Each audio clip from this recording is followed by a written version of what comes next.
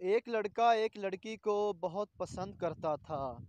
اس سے کہنے لگا مجھے کوئی ایسا تحفہ دے دو جسے دیکھ کے تمہاری یاد آ جائے یا تمہاری یاد سمجھ کے میں اسے اپنے پاس سنبھال سکوں۔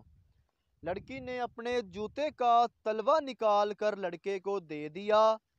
لڑکا وہ تلوا سونار کے پاس لے گیا اور اس سے کہا کہ چاندی کا فریم بنا کر اسے اس میں جڑ دو۔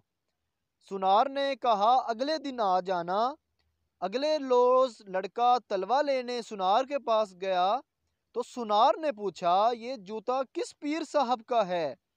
لڑکے نے کہا یہ کسی پیر کا نہیں، یہ میری محبوبہ کا ہے۔ سونار نے کہا اٹھ خبیث کی اولاد، کل سے میرا خاندان جوتے کو چوم چوم کر پاگل ہو گیا ہے اور میں تو اسے پانی میں گھول کر 10 مرتبہ پی بھی چکا ہوں۔